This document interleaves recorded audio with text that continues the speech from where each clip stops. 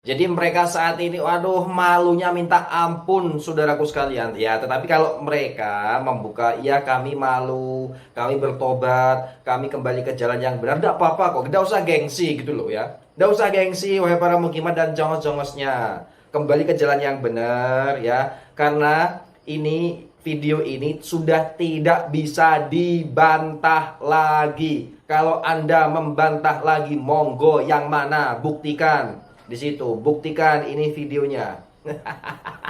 Kasihan, kasihan sekali. Iya kan? Itu semua orang itu sudah mengatakan, saya sendiri pun sudah mengatakan bahwasanya jika mereka itu terus mengutek-utek, mencabik-cabik nasab para habaib, khususnya di Ba'alawi ini, mereka itu hanya melelahkan diri, saudaraku sekalian ya.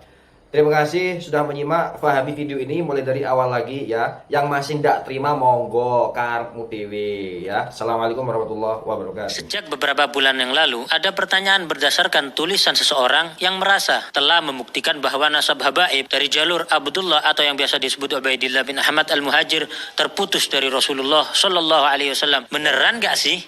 Diambil dari Risalah Ahlul Bait dan Nasab Ba'alawi yang dirilis oleh Rabithah Alawiyah. Bisa di-download di website Rabithah Alawiyah di www.rabithahalawiyah.org.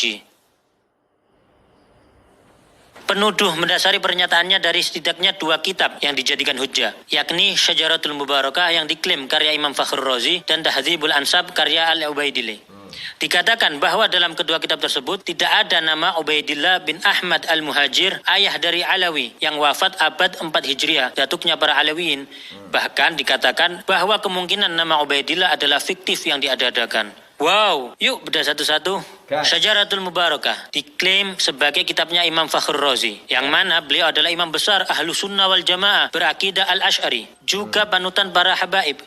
Tapi janggalnya, kitab tersebut tidak pernah tercatat dalam sejarah sebagai kitab beliau. Kok bisa? Di dalam kitab-kitab ulama besar Ahlu Sunnah yang sangat mengenal Imam Fakhrur Razi secara detail, tidak ada yang menyebutkan kitab tersebut sebagai karya tulis beliau. Seperti Az-Zirikli dalam Al-Alam, Al-Hamawi dalam Mu'jam Udaba, dan Ibnu Khalikan dalam Wafiatul A'yan. Tidak ada satupun yang menyebutkan kitab ini dalam karya Imam Fakhruddin Ar-Razi yang wafat pada tahun 606 Hijriah. Kitab ini baru ditemukan di tahun 1418 Hijriah seperti yang tertulis di halaman 13 kitab tersebut, yang artinya ditemukan tahun 1997 Masehi atau baru 26 tahun yang lalu.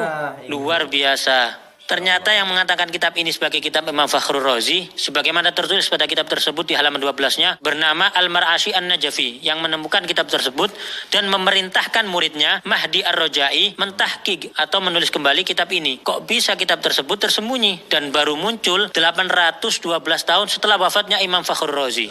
Jika memang penuduh yakin, maka datangkanlah kepada kami satu bukti tertulis pada abad 7, 8, 9, atau bahkan 10 Hijriah dari ulama Ahlus Sunnah ternama yang menyebutkan ini adalah kitab Imam Ar-Razi. Dan bagaimana mungkin menisbatkan kitab yang baru ditemukan kemarin sore sebagai kitab abad ke-6? Penuduh cenderung selalu menghindar dari pertanyaan ini. Penuduh berdalih bahwa si penemu kitab dan pentahqiqnya pun pada halaman 11 mengakui bahwa beliau terkejut saat menemukan kitab ini. Dan gak perlu penuduh meminta Rabithah Alawiyah ngecek ke perpustakaan di Istanbul, karena Rabithah tidak dalam keraguan sedikit pun. Justru penuduh yang harus mendatangkan bukti dari abad awal. Apalagi banyak kejanggalan pada kitab tersebut, seperti banyaknya nama besar yang tidak tercatat, seperti Syekh Abdul Qadir Al-Jailani yang hidup sezaman dan sewilayah dengan Imam Ar-Razi. Justru tidak tercantum dalam kitab tersebut, dan banyak nama lain. Bahkan pada halaman 92 disebutkan Imam Ar-Razi, sosok ulama besar Ahlu Sunnah, justru dikatakan meyakini Imam 12 Syiah dan mengatakan Imam Mahdi sudah lahir menunggu pembebasan. Jadi sangatlah wajar jika banyak pihak yang 1000% meragukan kitab tersebut sebagai tulisan Imam Fakhrur Razi. Uniknya lagi adalah baik Mahdi Ar-Rajai selaku mentahqiq dan Mar'ashi An-Najafi selaku penemu sama-sama punya kitab nasab tulisan mereka sendiri yang mengakui nasab Ubaidillah bin Ahmad, bahkan menuliskan pengakuan ketersambungan ke Rasulullah Shallallahu Alaihi Wasallam, suatu fakta yang tidak banyak dibahas. Oke, satu hujjah penuduh kita coret dulu. Lanjut hujjah kedua. Kitab Tahdzibul Ansab. Kitab ini karangan Syekh Ubaidili. Beliau adalah seorang ahli nasab yang mana dalam kitab tersebut Al-Ubaidili hanya menyebutkan di antara anak Ahmad bin Isa. Artinya beliau tidak berniat menyebutkan seluruhnya. Namun justru dalam catatan lain kita temukan perkataan Al-Ubaidili yang memang memiliki ribuan lembar catatan manuskrip yang dinukilkan oleh ahli nasab ternama Said Murtadha Az-Zabidi, yaitu Syekh Syaraf Ubaidili berkata, Syarif Ahmad bin Isa An-Nagib berhijrah dari Madinah ke Basra di 20 tahun kedua dari abad keempat Hijriah, yakni tahun 317 Hijriah. Beliau keluar bersama putranya Abdullah ke arah timur. Dengan demikian, Al-Ubaidili justru menjadi ahli nasab abad kelima yang turut mengakui adanya Abdullah bin Ahmad. Kami tidak mungkin menerima tuduhan sang penuduh bahwa ahli nasab sekelas Az-Zabidi berbohong dalam mengutip perkataan Al-Ubaidili tersebut. Sekarang dua hujah tersebut sudah kita bahas. Nah, sekarang gantian. 1. Mampukah penuduh mendatangkan bukti dari abad 7, 8, 9, 10, 11, 12, atau bahkan 13 bahwa ada ahli nasab yang mempertentangkan kebenaran nasab Alawiyin? Perlu diketahui bahwa tidak ada satupun ahli nasab terdahulu yang mengingkari nasab tersebut. 2. Ilmu nasab sudah baku dan disepakati oleh seluruh madhab tentang syarat penetapan suatu nasab. Lalu penuduh membuat suatu syarat, yakni harus ada kitab yang ditulis di zaman tersebut. Pertanyaannya, ahli nasab mana yang mengatakan kaidah tersebut adalah syarat isbat suatu nasab? Lalu kenapa penuduh membuat syarat atau kaidah baru yang tidak dikenal dalam ilmu nasab sebelumnya? Dapatkah penuduh mendatangkan satu saja ahli nasab terdahulu dari mazhab manapun yang mengatakan hal tersebut sebagai syarat penetapan nasab? Bungkam dia. Pertanyaan-pertanyaan tersebut dihindari oleh penuduh yang lalu berusaha beralih ke pembahasan lain. 3. Dan kata siapa Imam Ubaidillah hilang fiktif selama 500 tahun lebih? Jika mau sabar dalam mempelajari, nasab tersebut disebutkan oleh catatan nasab dari kalangan Alawiyin. Tapi mengingat penuduh tidak berkenan dengan catatan nasab dari kalangan Alawiyin, mari kita lihat sebagian dari banyaknya bukti tertulis oleh para ulama ternama dari zaman ke zaman yang mengakui nasab Alawiyin, termasuk Abdullah bin Ahmad, seperti Al-Janadi yang telah menyebutkan nasab Abdullah bin Ahmad. Dalam kitab As-Suluk karya Al-Janadi telah disebutkan nasab Abdullah bin Ahmad. Lalu penuduh hendak mengecoh dengan mengatakan Abdullah yang di kitab dan Ubaidillah adalah orang yang berbeda. Oke, enggak apa-apa. Maka siapakah Abdullah yang dimaksudkan oleh penuduh? Sebutkan bukti sejarah, makamnya di mana. Juga sebutkan keturunan Abdullah yang dimaksudkan penuduh hingga lokasi mereka saat ini. Termasuk juga siapa Abul Hasan Ali bin Jadid yang disebutkan oleh Al-Janadi tersebut, disertai bukti-bukti sejarahnya. Ditambah lagi statement menggelitik seperti Ba'alawi yang tercatat pada kitab terdahulu berbeda dengan Ba'alawi yang sekarang. Maka datangkanlah bukti sejarah bahwa ada kabilah lain di Hadramut yang juga disebut Ba'alawi. Dan ada kelompok lain yang nasabnya seperti disebutkan Al-Janadi dan lainnya. Disertai lokasi makamnya, sejarahnya, juga data keturunannya. Al-Yafi'i, Al-Malikul Afdal yang juga menyebutkan nasab Abdullah bin Ahmad. Ali bin Al-Hasan Al-Khasraji juga menuliskan nasab yang sama. Al-Husain bin Abdurrahman Al-Ahdal yang menuliskan nasab keturunan Abdullah bin Ahmad. Abil Abbas Ahmad Asy-Syaraji Az-Zabidi yang turut menyebutkan nasab Alawiyin yang tersambung. Imam As-Sakhawi yang menyebutkan nasab yang bersambung pada Ubaidillah bin Ahmad. Imam Ibnu Hajar Al-Haytami, ulama besar yang juga ahli nasab yang turut menyebutkan sanadnya bersambung ke Ubaidillah bin Ahmad. Al-Ayashi yang menyebutkan nasab yang bersambung hingga Ubaidillah bin Ahmad. Syekh Al-Muhibbi dalam kitabnya Khulasatul Athar menuturkan keluarga Ba'alawi dinisbatkan kepada Alwi. Alwi ini adalah putra Ubaidillah bin Ahmad bin Isa. Beliau adalah sosok yang menjadi muara berkumpulnya nasab mereka. Nasab mereka telah disepakati oleh para ulama ahli tahqiq dan telah diperhatikan untuk dijelaskan oleh banyak ulama. Lalu Syekh Yusuf An-Nabhani, seorang mufti besar dan guru dari para ulama Ahlus Sunnah wal Jamaah, guru dari Hadratus Syekh Hashim Asy'ari, menjelaskan dalam mukaddimah kitabnya Riyadul Jannah, sesungguhnya para sada al-Ba'alawi telah disepakati oleh umat Nabi Muhammad sallallahu alaihi wasallam di sepanjang masa dan di setiap tempat, bahwa mereka termasuk Ahlul Bait yang paling sahih nasabnya, paling kokoh kemuliaannya, dan paling banyak ilmu, amal, keutamaan, serta adabnya. Hadratus Syekh Hashim Asy'ari bahkan mencantumkan Al-Habib Ahmad bin Abdullah As-Saggaf yang merupakan salah satu pendiri Rabithah Alawiyah dalam Qanun Asasi saat pendirian Nahdlatul Ulama. Kita tentu tidak merasa perlu meyakinkan penuduh untuk mempercayai dan menghargai para ulama-ulama tersebut, karena mereka semua bagai matahari di siang hari yang dikenal luas kejujuran dan keilmuannya. Tidak mungkin para ulama-ulama besar tersebut sengaja berbohong bersama-sama dan tidak berusaha memastikan informasi yang mereka sampaikan, apalagi Rasulullah SAW menyampaikan ancaman neraka bagi yang berbohong atas nasab. Sejarah Alawiyin telah jelas, disertai lokasi makam dan tempat bersejarah mereka yang terjaga hingga kini. Dapatkah penuduh sebutkan satu saja ulama atau ahli nasab terdahulu di Hadramut yang menafikan bukti-bukti sejarah tersebut? Lalu apakah catatan nasab Rabithah Alawiyah diakui ahli nasab dan Naqabah internasional? Tentunya tidak hanya sekedar surat dengan cap dan tanda tangan. Hubungan dengan ahli nasab dan Naqabah di Yaman terjalin dengan baik. Naqabah Mesir yang beberapa kali berkunjung ke Rabithah Alawiyah.